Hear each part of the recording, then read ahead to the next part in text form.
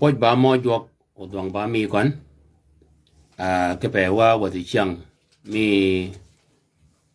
gok mi di chiang men cho kon men bai yom al akhir ke mu'tamar me tashaffu au di chiang do kwer manut ayol kwer Yohana jago en di chiang anu do kawa o nyuaga kawa ke ko ba wor awa ya kal nyuak ke manok de siang wolingo ke manganyo ke jikon so iba welcome this is Yohana yonyo do yin o bade wi pot bali ke gok mi di siangtin da umma de ben ke renyi Jesus yana ba gese Yohana jago jago yutin ya umma de ke renyi Jesus yana ba gese Yohana jago ami kalingun ki khadama rob malwe o yan de siam ya be ke bo share ke mu'tamar me tashafa o modo mana yugon ko ba de siam ba ko be wor ana kena barbata radio mado ya bedian ke balun ke komedia ya punya ke pekop kene anga wang wor wala perge ba mo wapanga be kene wa wor so ne ginu go gana baba seto lade o tiwan ya rom shukran ya shukran katir ya waja pot bola tawali ya umma de ben kerenyi Jesus pio medoket ya daga ko ba nafsi ke pa ya bediano de shiango ya ba fakor ke fa ba joga ye ya bediano gogmen gogen lan ba ma hema ma ye go ke pa no goga de shiang de una lok nyemia gena yugo ko ba de shiango ko ba ko bu wor tak pergan ango wang wor ke tak pergan ke bet mie wa ba ting ko jok ana gina yo no go garakas ko longa da ma ko do wa keling ke fatara sani so wacha ka bana ko longa da wan jok yi ke kanya de yin UK masmur mia wa 50 ijak man wahid ladi kamsa ko langorang wa ko ne haleluya sabu rab sabu Allah fi qudsuhu sabu fi fulku quwwatuhu sabu ala quwwatuhu sabu hasab kasir azamatuhu sabu basat asura sabahu birababat wa sabahu bidafa wa raksat sabahu biautar sabahu bisunuj at-taswib sabahu bisunuj al-utaf kullu nasama falinasabbi arab haleluya de yaw modo de gina yegon koba de siam ketial mal kalingwa ke mosmor kan cha yudin kene da gitme ba mayen me dwat ken go ko wa o mosmor e wajena ke pekeno jok malwa wala wa ko bo wen jok ke pe ko mal gon dwa yor gene anga wang ko mal jok ka ko ba gene yan ya dwa ke be mal jok wala ke sifa jamai ba kene wa ben wa ke ba dam jok o ke tir ni lingwa ke ka ma ke anyi go wa kene du da mal kwa ru kan woro jok dam wa wala me go kan wala fiat ben ma gonot ke war jok akin sual mena pija ye ba kene manni wang gina wange ko ba mal jok manni ngai ko la ngai o ye ko nywa ke go go wa da ke mane me ko mag ne ben gi go wang ko mag ne akiel ke tial man en ke le mosmuratin cha yurin kene ke dier ko ba mal jok ba gi ja kiel ma par go tek da bet me dan mana ye ke jok go be go nganyen kamal jok yin mana wan ke ni dwa to jok ke gon ke bet me ke tiel man ne ma wangai kop kini ya ka ba mal jok ki yo mena ba dier ba hayame kanu ka ko ben ya ka ba dom jok cha kal yi ka bol jok hayame yani ka jok cha ko bin be be mi ba da yi go ge ishtarak ke tabiya me gon mana wan kini da di tor ke kai gon ke be mi ke pekenu o jok domin o langa ba chibin o be mi be da ba ma ba makana me jok mana chuk jok kamalit cha yudin kini wahid min jam ba asbab mungkin mano o ke bol gon tiaw mana wangi kop kini ka ko ba wa ke ba mal jok ba be da ba yo tiaw me hayame anu ka go wa tinga ye jogo ko ne kini mal yani dom ka dom do da be da hayame ke pango wa jo ko ne jimong ni هذا الشعب جلبته لنفسي يادز بالتسبيح كم نيودا كشيا 43 آية 21 من وان ما أنا من أكيد كيف أقول بدم جوك كبيت مية أو كجلا كمية كجوك من بايو من ني توما جام مغا توما كلنا دا حالات مغا واي سقدمو حالات مغ نيجا دوada berga ba واحد من جام يي دا كنار كني جام نيجا با جام من غوغا جوك ولو جوك malwa ويساعد في دخول مية كمادرة من بعمي جوك أنا كوبن كن التسبيح هو الموسيقى الحب الإلهي يعني تشعر بوجود مي جوك في بيت مي وبعد الله هي لسقك ومشي بتاعه بعد شاي يورين كنين إيكي جومك أنت بعيش في عالم تاني ما بكون في عالم اللي أنت قاعد فيه لأنه المشاعر ماكي كميول ماكي كشاكة كم ور ما وري مكاك بكم ور يبغى بينغانين كنا من شيء كور ano wor nganyma tabiye wa ke chan pe sifa khas ko langwa da ka tin wa ko ba ke wor ko langi da ke ba ya gi pe ni da masal men fananen ma ko nan ma ke kom la be chiang kat ka yid ma wor ngani kiden e kaj gon ge ma me go chiben o yoden ine felen ka ka wor men cha yoden kine felen ngani piyo go na nyal wor men u bada agoga dingo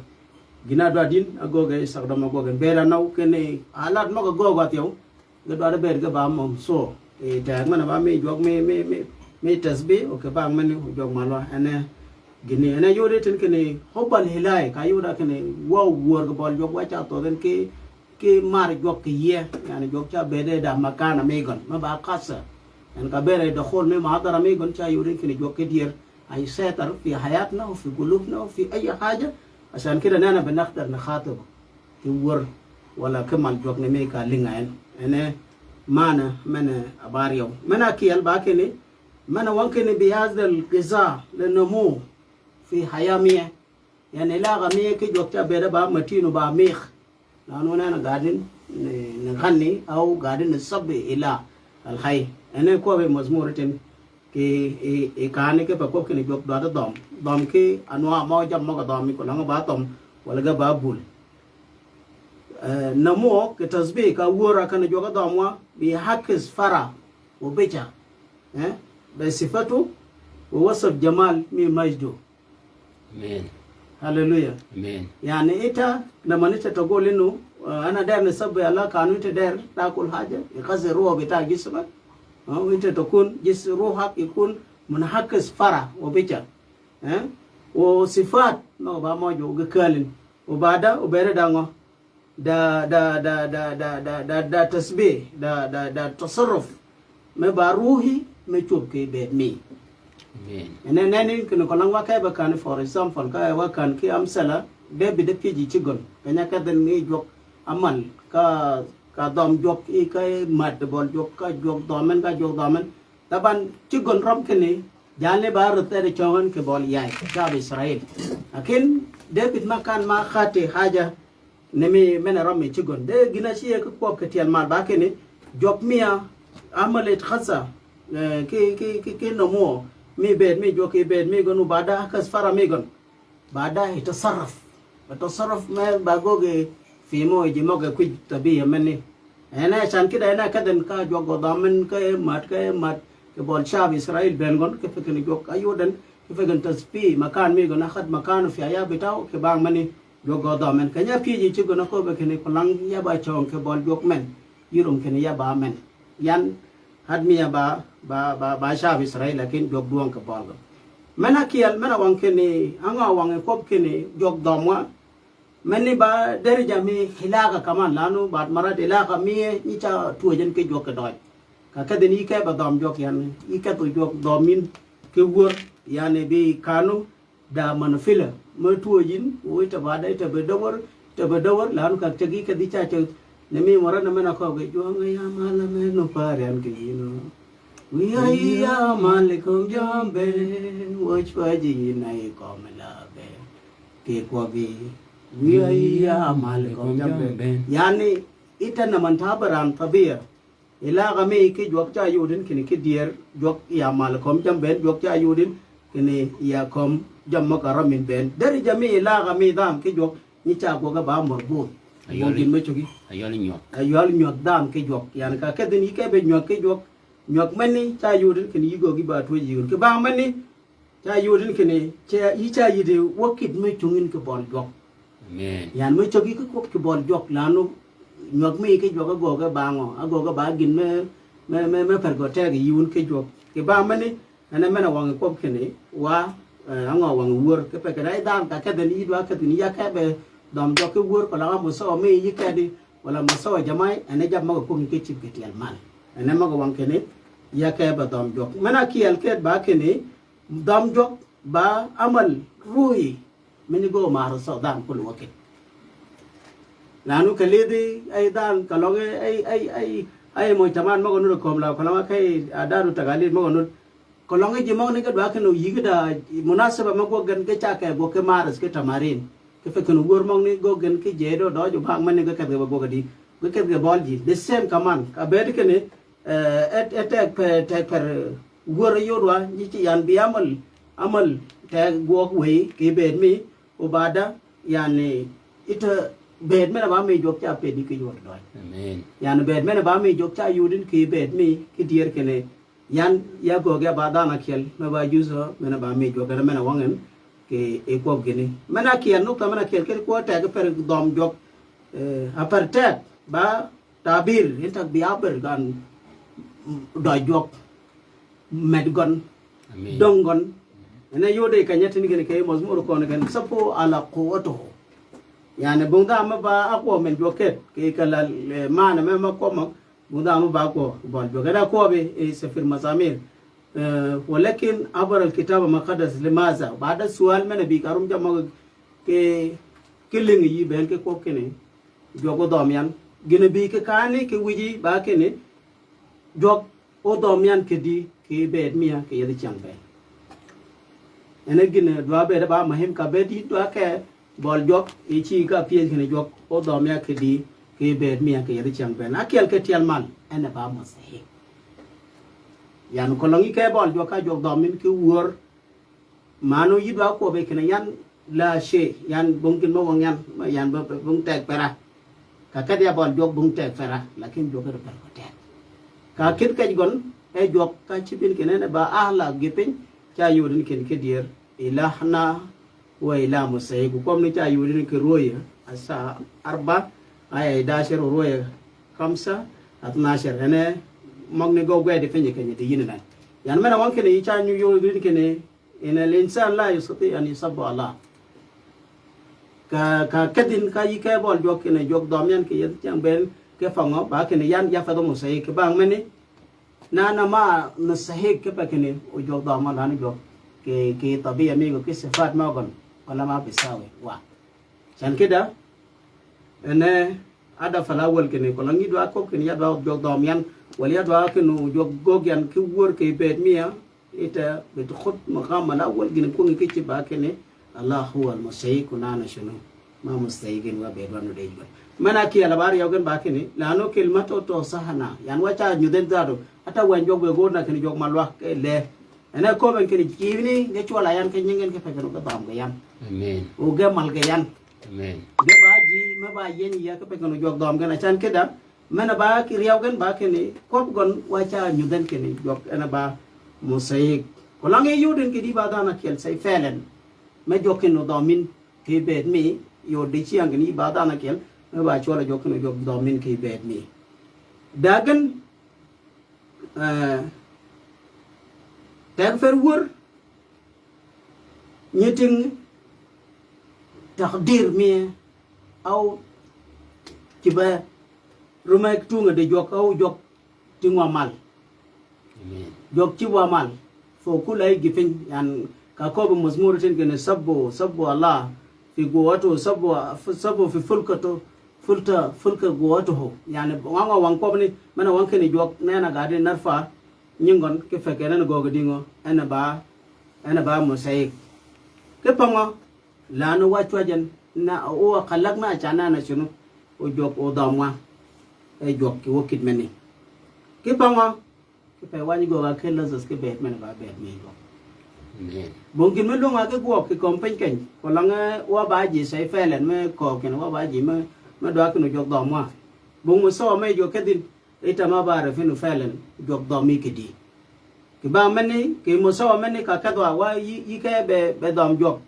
ja yurin kin ke dier ya ba da na kelmo ba makhluq ala sura mi jok wen ba ma imti ke fa kono damian hallelujah ke fa kono damian o damian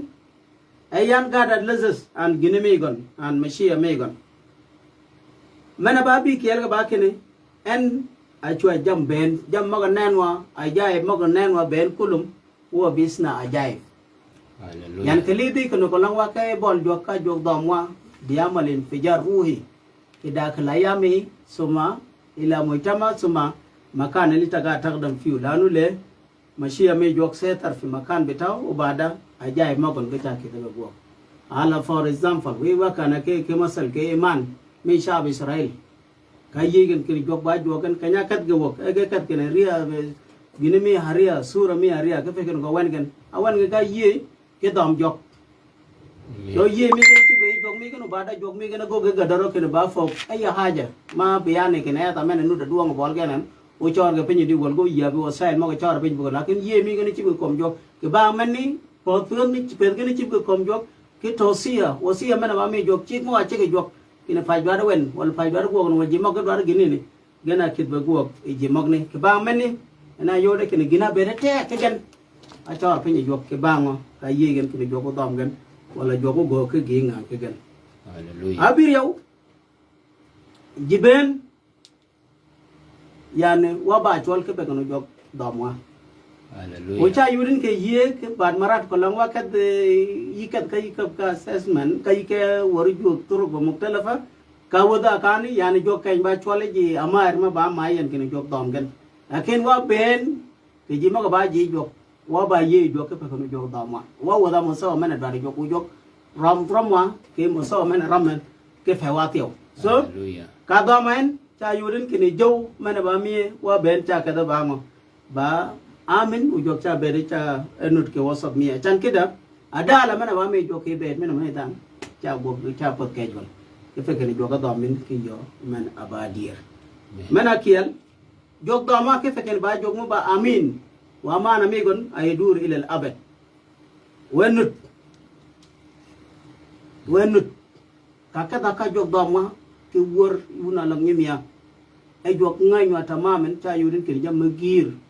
gi nga magon ke cha gogan ki duru mag gi nga magon ke cha go ke bet mi gi nga magon go cha gogan jam gir ke cha chor pe ke bet mena ba mi rume ke cha bet ke tok ke tar mena ba mi ke de rume ke cha bet ke ai tar mena ba mi kan ke ke ni jo go dingo ke jon a chibwa enut una lam nyimia ki chen gine ko ke e dam job wanjo ko ni jo ki cha beno bet ke wasat mi ni gon yani cha ben ubete kelken yes yani ka dama jogo fikra mi jogo wala bodo ke rume wayu la ke dier ke jogo ba jogo duong jogo chengo de jamben ka dama en wanjo ko ne nu i jogi cha ben allah biskun wasachabo fikran chenu kelal tasabe au ka dame eji ki yo mana ba dier ene ko ben ke masmur ne no shirin aya talata ke akhbar asai akhbar الثاني الساعة 5:13 ل 14 إيه جوبني بين كاي بيت في وسط ميغن ميجيغن نوت هو بكون أقدر في وسط بتاعنا بقوة بتاعه يعني تا يودن كن كتير دم جير كتا بو يوك كاكو باكو بات دورمي هاري هاتين وان جو كنا جو كاكا دينو كنيا جو جو كي شعب إسرائيل جو جو سيتر كي بور ميغن ke jamma go go sabo ga ben e aswar mo gini ago ga dingo apa kenya pa ta ni ji cha yer nas be zakrogo ji cha wor mata go mo yu ga cha yu mo go di ga cha go ga di wa ka kat makana me gon jama bet go ga dingo ga tiama jo ene wor ka ko ba ke ko gina mane chola wor una la nyemia wor di chiang ye da mushkila ke ko wor lano bad marat ke kada or jo ta ke kada da kan or jo za ka ko ke wa ka ba dom jo wa era to ba ke wor chi yur ke ne fie mi ke da kan or jo ke na bene ga saman fusna tagriba ala inen fi fie ba gol no jo dom ki yo men ram gan ala sas o jimak me cham ke ne jo dom ki yo men ram me wan jo so ke yudi yani jimak ka wor ke muso me cha yurin ke ne gan za do mbod dai go yan bod dai go ke ne le e wor go gen wala e wor go gen lakin gina ba mushkila ba kini wanjog bi wasuf ke ko dam gon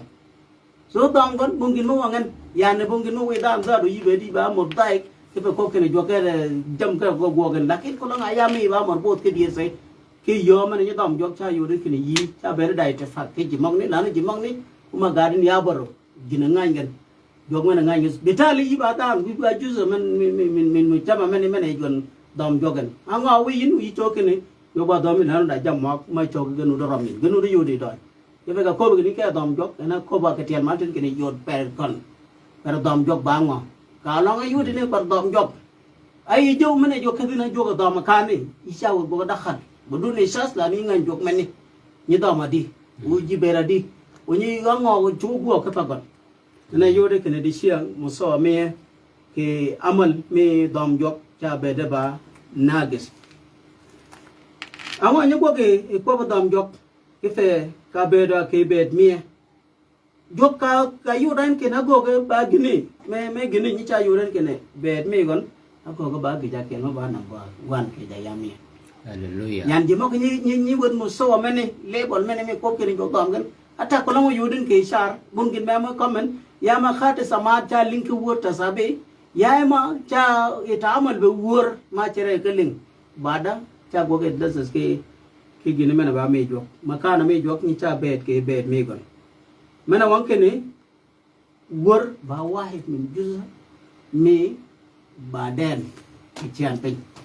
yan ko lango lidin ke mazmur ne ba khata mo ka kedin ke ruwe cha yudin ke ne jam ne ben ge tuojen ka dom jok wan jo ko ni wi wot ka nyo ben chan pe go bi ka bul kamal ke tam ke chang ma dar hallelujah yan mo lingo ko la ben gon ki ko ke ne jok ba jong mo yede ta ba jong mo chugo dom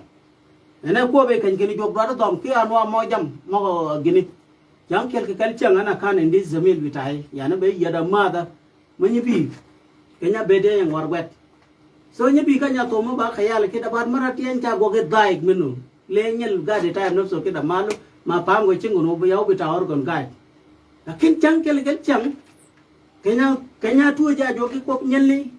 nya gini mi ko ni ko ni ada ga en jado yana ka be to ke yan cha be ya fa marta lanu nya gini mi ko ko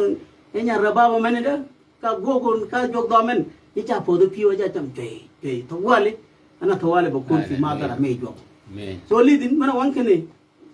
ko longa da gifin man ne ni ta berta menu ke ko jog do men ne mi ka ko be ko alat mo ko no da kanya sa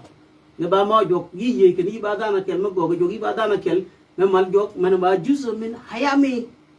mana wan kene jama chugi go sak dam ko ko jog do min go gen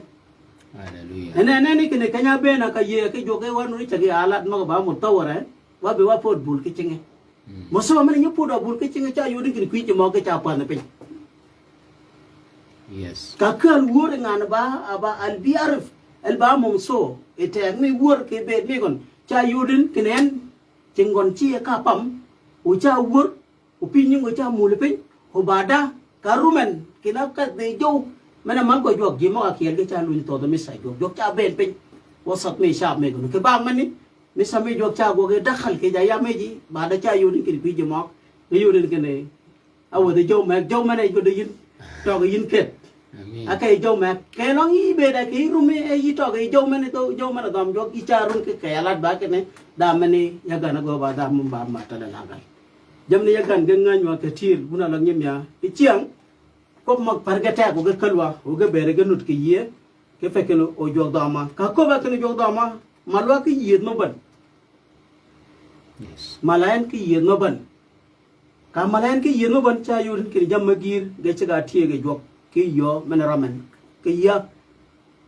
we wakana ki wor meni ulingwa oneta man fiu ubada narja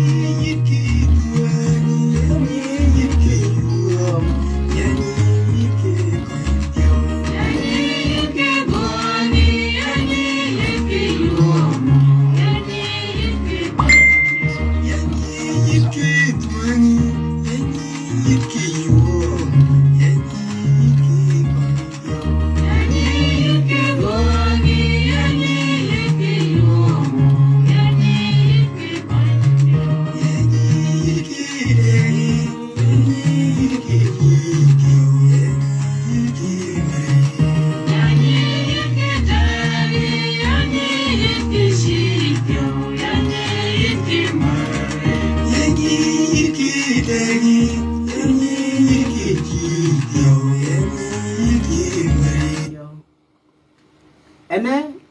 yo mena ramwa ke dier ko longa jogo o yodo ay dongon wa yodo ke ne ba juze mina yamie cha yodin ke dier ena ko be debit kenya ko ge ba juze ay dom jo ke bet mi gon ena ko be ke wan mi gon mosmur 104 aya 33 o koni arendem le ilahi madum ta shunu Mujud. Hallelujah. mano wa ben yida fursa ke be ko jogdama kanga be wan wane Hallelujah. o dam jok mena ko main kini jok dama kanga be wan wane no da wayot kanyo ka ga ilag mar pe jok la no wan jok be osa ini kanyo be ni Jesus ubi ka bul ke tom ke wi wot e ge cha yok ka chwang ni ben ko le ko mla ben gon yana manu wa ka be da ke pen ke nyawan wan nen wa da to ja ya mie ke ko dam gor ke no yodo ba ge ji ma ba kian yani kolanga de bi de ko kene yo wor le jok mia kanga be dia no yanu yu chu ka di go gi ba fanan ne kan meket Men ba pe jai. yu chu ka di go gi yi ka masra yi be di ba masai mi Mahmud Abdul Aziz wali be ba fanan yi ba wahid min talamiz ma Muhammad Wardi yi bi ba da ita teraje yani jama go ga Muhammad Wardi bediru yi go gi ba muranam ke taban mana wanke ne ko mak ga ba mata le da men rum ke jogo do men mu da men rum da men ko ke no wal musawa ma ba da ke na go ga ba muranam lanu de bi ko ke nyana na ke ne uranam le ilahi ma dum ta shunu Mujud. Yes. nuru ko ke ne ana baranam le ilahi ka shana na mojud o bada na share ka ya mia ke jamma ene sual ma par gote waidam men dwarum ke pe kono jogo do men urum ke kop mak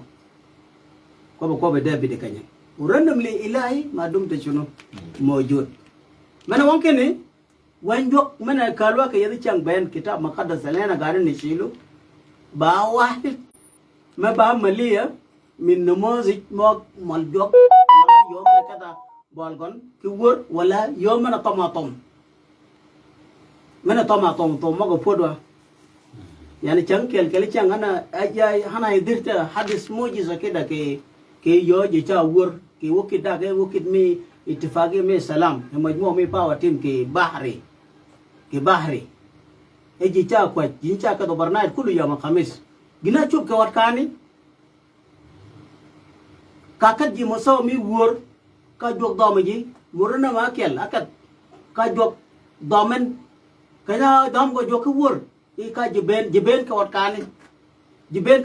ga wot jow me ka ta lade bul lade da ngani cha kiu unyingo meyin bul bes chingo cha wot gok pas keda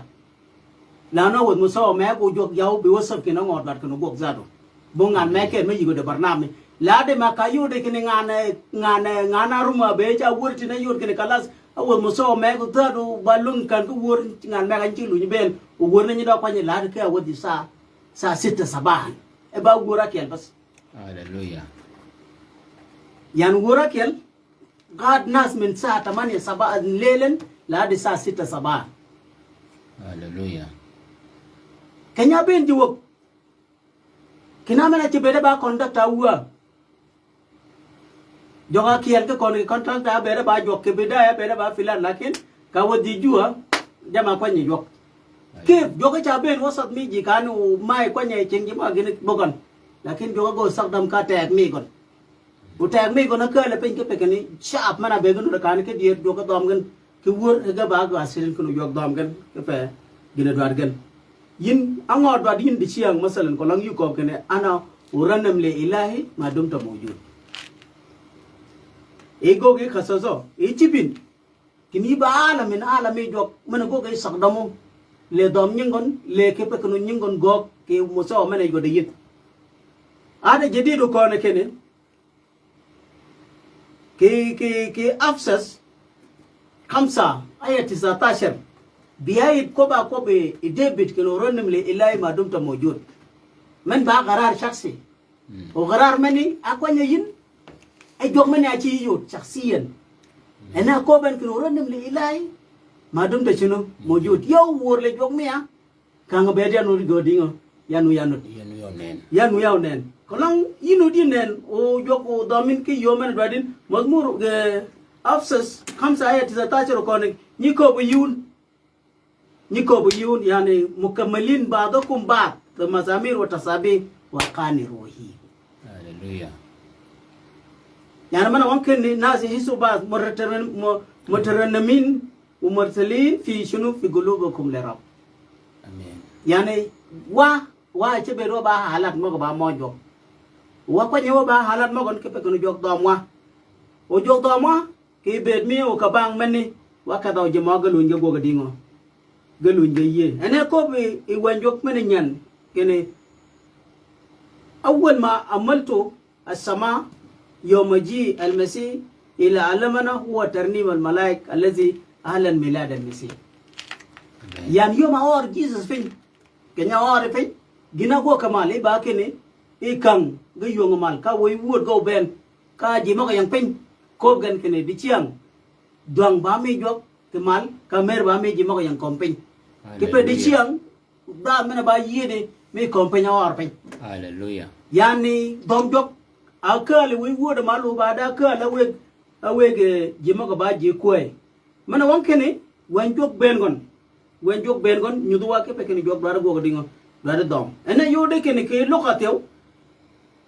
asayid nen ayat 13 ل 14 cha yodin ken ke dier kanya chubu wi wod ظهور بخت من الملائكة جمهور من جند السماء مصابين الله وغالين المجد لله في المجد لله في الأعلى وعلى الأرض السلام وبناس المسرة بايلان مير بامي جوك مير دوان بامي جوك كمال كا مير بامي جي ما كنوت كي كومبين يعني مني بانيوت كي فكني كي دير بونا لونغيميا ور pergotek ukabe pergotek gadi yur kin yiba juza men mena ba hala mena ba me jok mena gogan ke azamo mena wonke ni kolongi ta kin ya ko kin ya ba muranam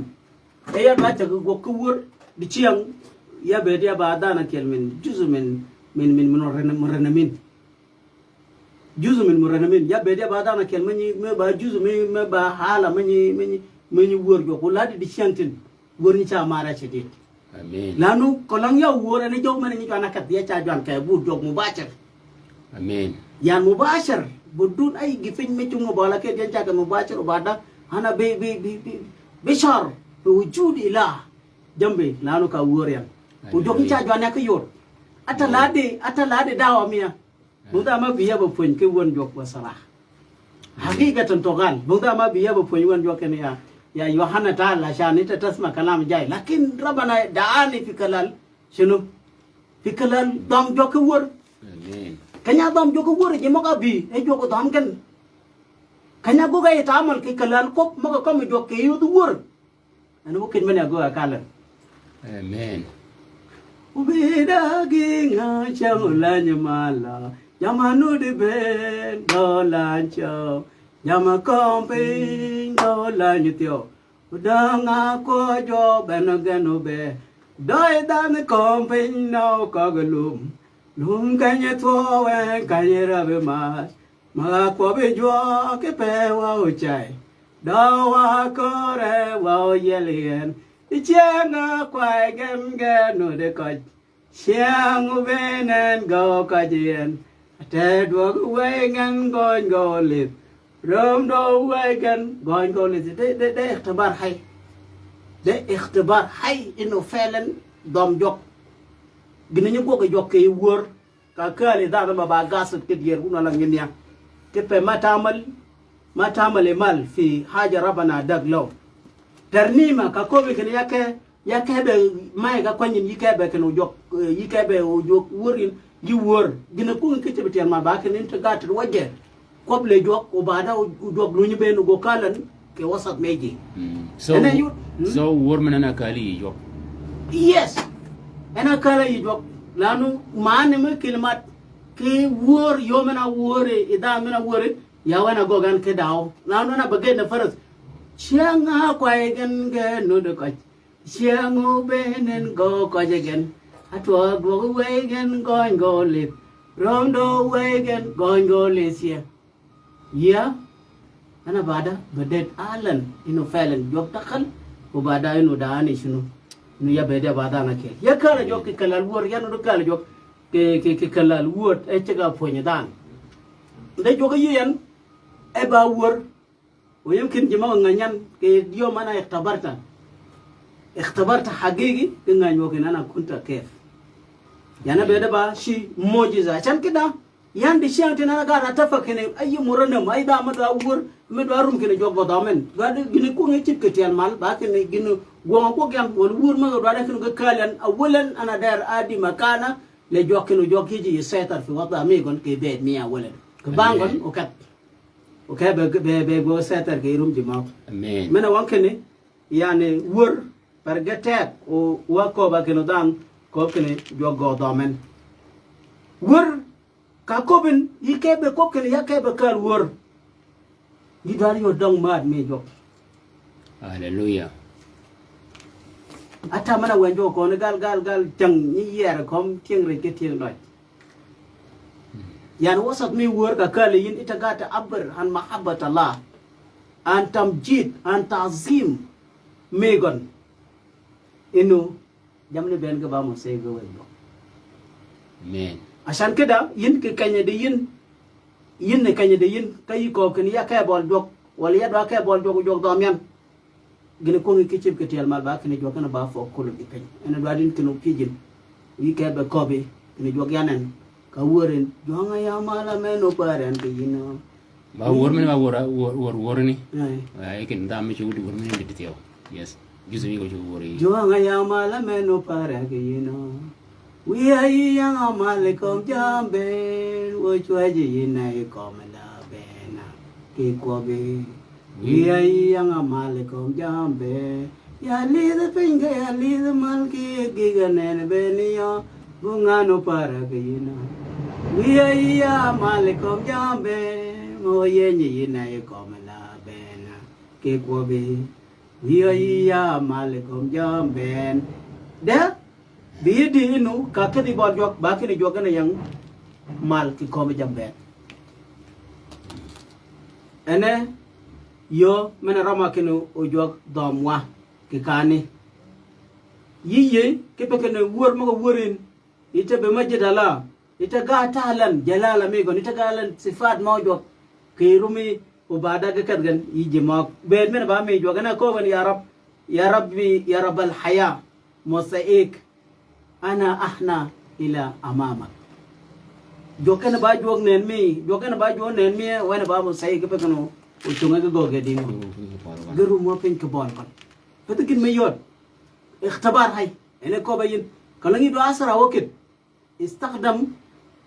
زواكر الحمد لله فوج باماجو وسائل ما تكنولوجيا أقوى تطور ونشكر الله من أجل مرنمين ما قلنا الطرق ما قبل بين يا نيرا كأنه قال كأنه إلي أبون رواية لانت yes يعني كلنا يدو يو ميودن كن يدو أسرع وقت كانوا يجوان كتبو جوك يعني بيت مي كون جاني كو غني كات ام ام تي تابك بوب ني كي ki yo mana dom jok ki wor ki iji mo ba mo tabarin lanu pada ji ben tiyo pada ji ben gana mama ko chugo ben basi galit wor ba da jibu ba gana dak lakin da ji me ba mo tabarin ji me ba mo do jok chat kanu gini gogan ene yode kin kolong kelal wor sa ka yode zaman al ali wor kai kai mo gara na mi wor kin wor ke wor di ki tizena cha yode kin fi fere ben murana min ma go sak damo jo ke jaw mene mi tizena ki jaw mene jo da wana alfen o 23 cha yode kin fere ma duong lanu ji ma yang alfen 23 ki ji ma yang alfen yang tizena cha yode kin fere ma duong ba kin jil men jil mok ni ko sak damo jo ke wor ga ba jil mo ba mo tabarin jo ke ben mi kana chan kida wor mo bi ago ke sak damo jo cha yuri kin ba wor ma ba mon mos ki ja ya mi kon o ba da lu ni ben di alu ni kar gini ena yuri kin nas be sa jamo ki yo mene adam jo ka ko be kin igo gi ba da me go gi ba da mo wor ka bol jo pa da gin me yot ni mi ba gin me par gotek ke ba ngon tew ko la nga yin kin jo ken ba par gotek ba kin kita to kun mo te le siada me jo hallelujah yan ito mote yan ya tet setara ka ko bikin ya ka ba dom jo wor akel ina kun de yan kenana ba jo ana yang kom jamben ke bangon ba gin yan ya tet tan tiel gon yan ya tet yan na boti ginoro men ke pe gon gogan ke pe yan ke ba men ni ta yodin kin ke dier jo ga domwa ke halat ma gonut ke ye kolong doma ka chage wal doma ka bul ma gonut ye ma ga ba dis wal ma ga nod ga nod ye cha yuri kin jok cha worwa jam kel cha ngana na amal na ziyara kalam da tagrif 2005 kinisa amal ziyara ya chat ke kane ke wasat megen kene mubashiri ta tamshi atakun wahid min lajna mana kai ba goga zur ki kana ismoge anu zitija mi dolef وقت هو بقى قبائل ما بقى مختلف ما قنوت كي على نيل كمسة كنا اسمعنا ما قنوت كايني بين كنيا كدون أول جبين كنيا كدون ودوم كي ورجوك من وامي تام من نوت كي دولاب كنيا دوم وانا كاني جوكا كيال كت كنا اسمعنا yang tiga mana kial ke kaini zado ani yuwa pangon moka do batim kial yuwa pangon kene kimak yuzo min go chugo kolongo ba chalo tan nganu beda ba mutarjam lakin kanya ben kene choir ma dolep e ji cha cha ben wat bas ji cha cha ben wat kan pakno jog dom ji jog dom yani gine bana gurabit akal warabat gurabit akal warabat cha yurin kene bur magni mana mogan ba musil ka ci yul kene ji ke ting dong ben ke wat kan ting ji amal ben hallelujah yan cha yurin kene ke dir jow ata ladma jala ba bona cha don wokin mene ko kene jokana no do lepe jobbo yiwo malaka hallelujah hallelujah yani ka yobe kene ke dir ka yi go gwa ke ka jok ci bwa ke gon ka nana kun mutain cha yuri kene da farak ke yo mena gogo joke bed me ke kala wor ana yode kene ko wokin mene jalne go ka taraf ka yoden kene yer kene jok nut ko do lepe amen ukal yan tagripi warjo ngayen may gar mi kwari tu berga ba mi ukun chene tia ke dolep ga ba 20 yes lakin yo mana dam ga jok akal ga jok wor ka dam gan wo bi wo ba wo ka do ba fare kene yiwa wo ba lek na mi warjo lakin kanya do ka talasas ma do ka ba jok taban yan ya be ba mushkila lano yan ya mar wor shadid ina yode nan kene wor ko lango kal changa go piar ya ba mushkila lakin ana bayin maniyat bas amma go ya khato ba jo kanu jo mi o kay kan ne gene ci bere ba dir ene yode kene nyimya ka ko ba kene wada yugo gi bada na kelma dam jok akel ke telmal ke jok o ke bangon takhda le siyada me gon ke ba mani o bada yiji sakh demak ene mene neni yo mana dam jok ترنيم موسى لتسبيح الرب وتمجيده كان يعتقد شعب إسرائيل بينه من خلال بورم لبار الأمر ومريم يميا موسى كاي تقول كور Maryam go ga ba fanana le lanu alif ginga ma go ga jok jok go da men wa fen de wa da men ay go de gen wa da men ay go de gen kanya wan ga tang nam ay ga kal mosel aram chaaf gene de tep nam men ngal wa ke di wo ke wo ga di ke jim jam mo ke mok de ke chem jok na manalan sia da me gon ki ter me gon atur nam na aben gur ma ke yi Maryam ni mia Musa joga da men ke to wada men ali den ke jog ba jog me duom ke kom jam ben ke bang men ni ena adam go jog adam jog shab Israel ke pe kene jog yod gen joga go ke ka boro ke gin ma ba hagege de chiang nganywa ke ni jime gir gago ke ba musak da men jog de chiang ke do wakit men ay go de wayne jil men ay go de jien ki kalal wor ka yodi ke ne ba gida kel ta yori ke ne jam gir ge ci ga tie ge jog ke pe jam be na ko ben ke ne wor tiaw ka yoda en ta yori ke ne ye ta be ba mushkila ke jaw men no de ji go de wayne so nan na بنعيش في جو الروحي يعني جو من علاقه ما بامتين جو من علاقه يعني ما بنقول من شو يقول فرقوا لاني يقول كاجوك يقول كاجوك جوك ما با يعني ما باخني ما باخني من مشيه ميكون من محبه ميكون كين كبيت ميكون كطبيعه ميكون كين كبang مني انا ناني كن تاك فرور فرجن تاك كنا لغني ميا يا روم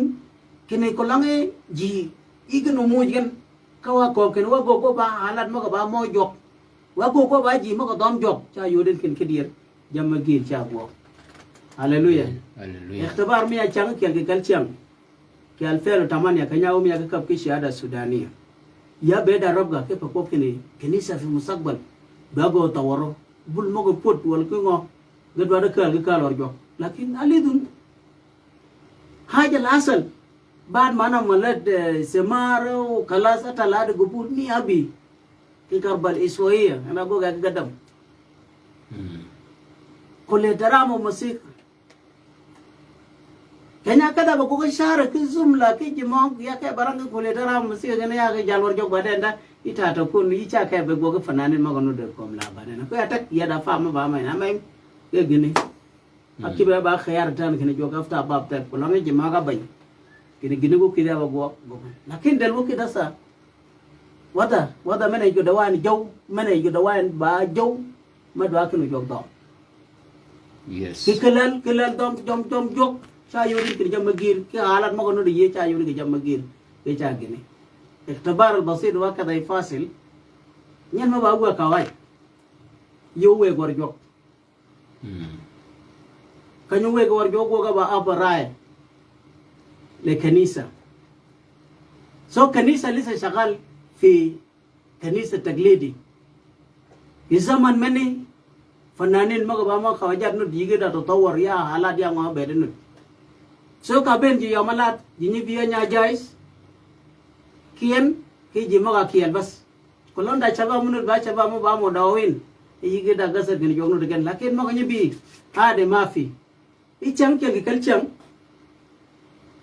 kebe pej ke maluma ke yiji mok kene ya ke alingan yuda gine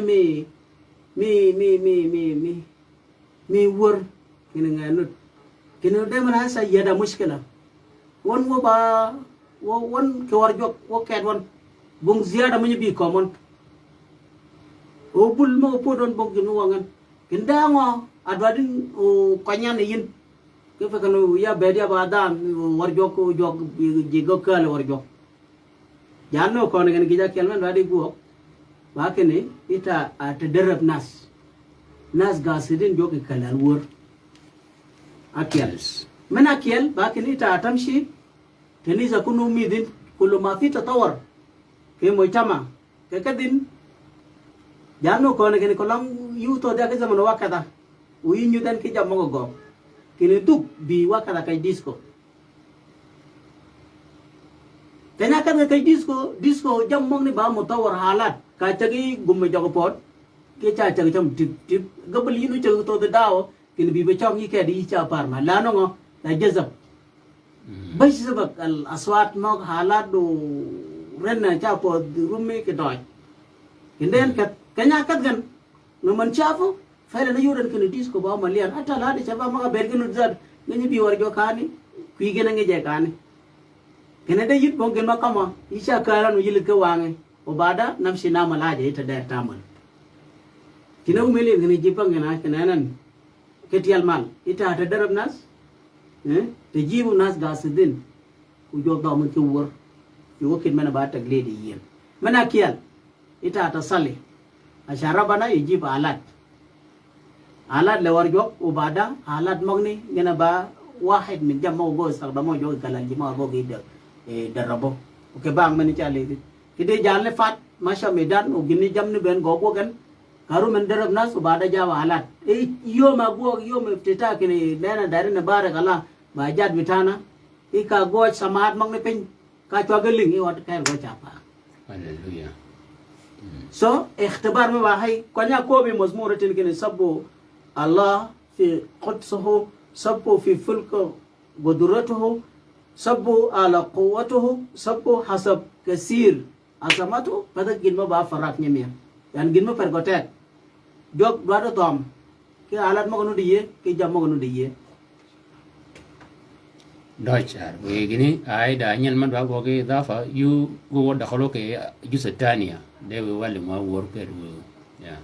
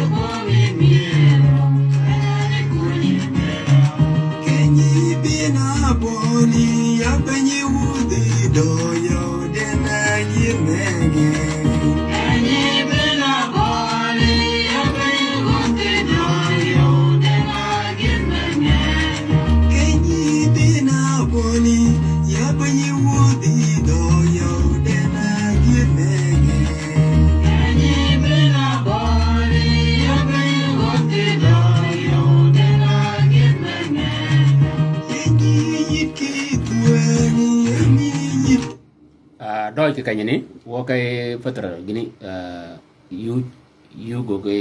yu ko pomeno wo chungwa wo do ga beni algatania ai so da bon meno de portum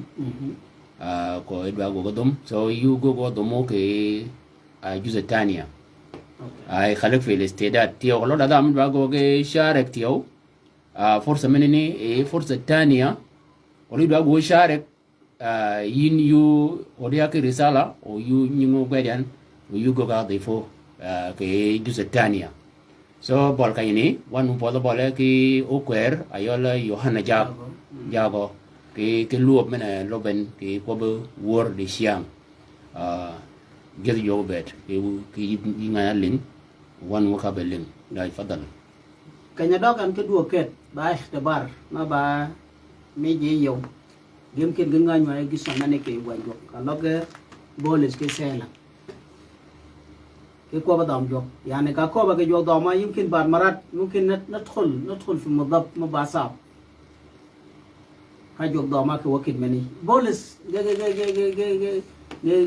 سلا جو دام جن في ظروف مباسا كنيا لانجا سجن ke منتصف الليل كتوت مالكا جو دام جن when you call it is sujana ga charling ki yo mana dom ga jo ika sas ma sa yen ga go ga itsasa lanu le jok me gan ago ga sada kan jo kan chiwo ka dom da wo da kan masajin ga lingen da wan wo ja go kai zai legen lakin a ci ga go ga ba ga sidin kini job ta dom ga ki zuruf mane go da gan na ban marat wa chugurum gina ya zaman mane go da wan zaman mane ma nalga fursa ma jog ba yid fursa o domin lakin hakan togal jogo chugu ye dom ikanya dur kamal jogo dom gan jogo malgan ki med ped gan barab gay hana yal ga ba to ki janzir ka ci chwel ashi chwel meni ma biyan shi binis bolom lakin gina kun ga ci betel ma ba kene jokena kun ga ne kitmal de kanya chagan ga dom jok ka jogo dom gan ka jogo dom gan ka jogo dom gan we o jema ka ba ayang wat mak guling e jogo dom gan we jogo ko ne i keng ba wat mak go ga go dingo mekir jok alam se taramigon jama be ga ba mak tiel gan aci chwel apat kare shufu gina ba yo mana rama jok ke pe ken ka ko ba ken wakat o jok do mwa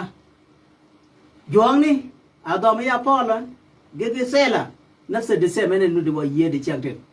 yani yi cha pi do ke ferek ba ngo di chiang le e de ba go gen ke muso mene ken ki chen cha yuri ken ki dir wada ki pia mene jo de yin bia mene jok cha go ke sak dom na me ka ba ban asan kita bonus ke sela kanya chagen ka jo go dom gen ki wur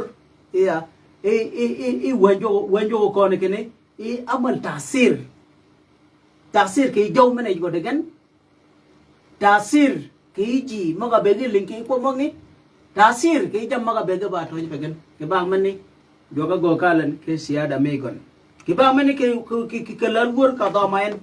ke halat maga do ye ye sai dinu jok iji yeskun fi wasa chabu na me ka ko wate yes kade rum kene dom jok par go take di kakobian kini yago gya badana kel ma bangat wur patagin mayot hallelujah yimkin yu chugo be di ko je e masawa mangani kom la ben lakin ke masawa me malingani do yes hallelujah ubada ita to kun kene felen joga go bonus ke sela kenya dom ga jok e jam magir ga go jok ka tag mi jo kala pin ika magben tama ifa sara megan jana bere ba haras mi sajen kanya ben cha go sak dam ke pekanen takam fi nafsu ken ka ben ken jagol ga dam jo ki yo man ba mi mahaba ken jo kumar gan ana ko bene mata fal haja kable nafsa ke pe wonu do ben so gasizanya tiling ke fatara tania bokun kois yo o kwera yol Yohana non ka wadi siang ibada ma ba bon o winyi gitio ba bon ba gi mando tio kene o beda force tio mashugi ji ki chi jo yidi siang e ko wor tio ya so fatara tania Deutsch kologo yu bedinut yu go sharek ya o aidan menu de kayni u ben u jimonu de kayni da ba go sharek ke ko changa wor wadu go musharaka yu go ya ka dakhalo ke e faqra tania kanya do go duo ke di ya dojo kwer pot bali so ka ko ga ke pekeno jog dom e boles ga sela ke wat mak joka amal mojiza ke pekeno o tag me gon kala pen o jam ben ko gogan go fen le tiaj me talap me yakol kanya worgan mana wan kene jogu chu ye dom ke zuruf ma yedga de wa yan kenenin ke ji ma go sak damo jo ke chilmen cha yurin ke ni go sak damo jo go fen bar marada chu go sak damo jo go fen le wada mane gon den bada cha go sak damo jo woru chu be no kala laya mane jo den yan moso me dan cha yurin ke ni jam gi ke go jo ga dingo bolis ke sela ke ye wada ma basap wegan nganywa di chani gen wor mani ni cha wurwa ko langa ba mu so mi oton wal ba mi tiang dong cha wo bol su se la man sali abobo ta seje bi fata so ago ka ba wur ago ka lavo jimak ya bolis gom kat lakini kan abeda ba dom jok joka dom ken o joka lan siada megon ke ba mani kayura ta fer gipin wa pe jatin kene amen badap o chu jok go ke sabo yimkin suan mane we watina ba mofto o kolango beda jime meno beda ke beside fi taqim ana gan o beda ba gene delidin aidan merum kene ba go ba dan me go jo ki kalal wur igo gi ba dan yani me paretak ki jok o ki ji ki zaman mi o ke dak ni da o ko la nu ko tum ga ba zaman mi o ke dak da ikhtabara da hay ki zaman mi won ji cha go ga sare ana der ya inu le de yaw de faret yani kade gin ma gok mu baam ana ya do nas bazaro kay muranamin makina na gade naskut ma gade na farfar lanu rasulu itahar finu gor mo kida bu gor male nafsi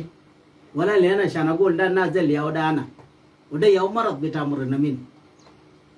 marad bita muranamin na manin khudu anfusum huwa aula min ala tawal ma fi bakun ajab shinu تبكون زي غاني تقال في مصر بتاع ولاية والبتاع وين وبعدها يتقدم له خلاص تنزلت ما في حاجة لكن زول بيجي بشارين يا سلام أنا جبنا من كان خادم رب قاعد يرنم ولا خادمة قاعد يصبي على جبل أنا اتلززت اختبرتها يعني زي اختبار بتاعي جبل يعني اختبار بتاعي الحي إنه أنا جيت لي يسوع بكلام تراني امين كلام تصبيح نازل مختبرين وبعدها ربنا قدرين شنو يختار كل أي حاجة دي ويلا بعد داني قال لي أو دانا زادو وبعد أنا اختبرته وكده ربنا لما دخلني في جو تعترني وبقيت باسر نفسه بكورك أنا مسكت 7 يوم بكورك بس بكورك لأنه أنا اتلززت أنت عارف لما أنا نشيل كاكوانيا كوب مكبا كوب ور كاكوانيا بابيت مية جم مجير كيشاغو بهلوجو هللويا kolanga ba mo tama mi kolanga ba haya mi kede lanu jok ago ga ba gine mi ka ko watin kene mana mi wor ka ben kene ko gene ya do ka ba wor hakel ke tial man ba kene te der te dishunu makana mi jok siada mi gon ite der to golo fadal ya rabana kama ita gata fadal insan kan ita gata golo jok bi bet ke yan jok yina doj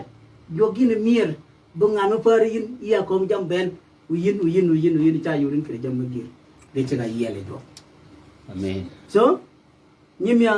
nana nishil kalam da be kullu jidiya bada wur nuri chaga ye wadam jong nuri chaga ye lakin kolam kita makada zorangin cha yurin kini safir mazamir ben gon kullu juzu minum cha yurin kini debit abe ba dana kel madam jo jam magir de goga jogi kalal wur ene ko ya bolis kini ge yang sejen lakin joga dom gen joga ko kala no joga makana mi gono chip ke kajgon u jog gedir yasma asan dom gon u be wasap megan u jamma ga be gon ge tigen amen yarum ene bal kan wachu go chung kan ba da nam ci yesu chu kwa ci jok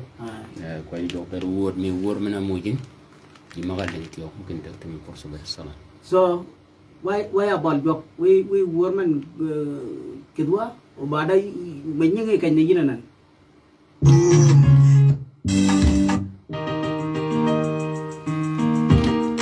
ayo Ayinya malwajok ama belena do jake ma wolu je kan ni kapelo ma wol kono ma ne ni do wani do ki sheet detail stereo ya mare biki body ma bol ko mi